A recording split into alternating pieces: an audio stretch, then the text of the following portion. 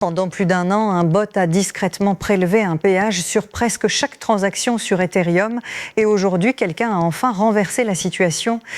JaredFromSubway.eth, le bot d'attaque sandwich le plus tristement célèbre de la crypto, a lui-même été piraté et vidé de 7,5 millions de dollars. Une attaque sandwich repère un ordre en attente, se glisse devant pour faire monter le prix, puis vend juste après en empochant la différence, laissant au trader un prix moins bon.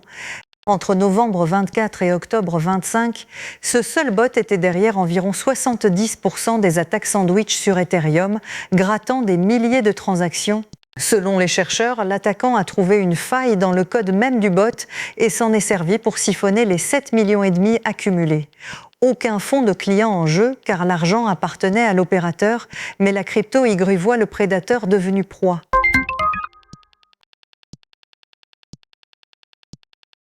La plus grande vague d'argent jamais sortie des fonds indiciels Bitcoin s'est évaporée en un seul mois, établissant un record. Les ETF Bitcoin au comptant aux États-Unis ont perdu environ 6,4 milliards de dollars en 30 jours, la plus forte sortie nette depuis leur lancement début 24. Ces fonds devaient être les acheteurs stables et de long terme qui ont porté la dernière grande hausse du Bitcoin, donc les voir vendre à cette échelle marque un net changement de ton. Le même mois, le Bitcoin a chuté d'environ 17%, glissant vers 64 000 dollars sous la pression vendeuse. Le moral du marché a sombré dans ce que les analystes appellent une peur extrême.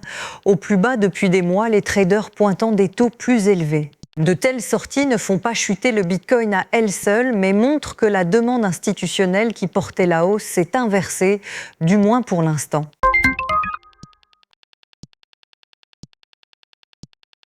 Alors que des sommes records quittent le Bitcoin ce mois-ci, l'un des investisseurs les plus prudents qui soit à décider d'entrer, un fonds de pension d'entreprise japonais prévoit d'allouer environ 1% de ses actifs à la crypto, selon le quotidien économique Nikkei.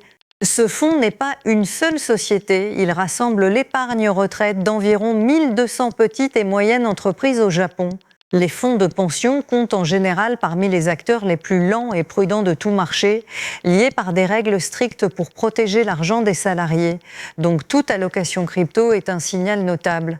1% peut sembler minime, mais pour un fonds de cette taille, c'est un pari délibéré et de long terme, pas une opération rapide. Le Japon s'ouvre depuis un moment aux actifs numériques et un fonds de pension qui franchit cette ligne pourrait inciter d'autres institutions à suivre. Abonnez-vous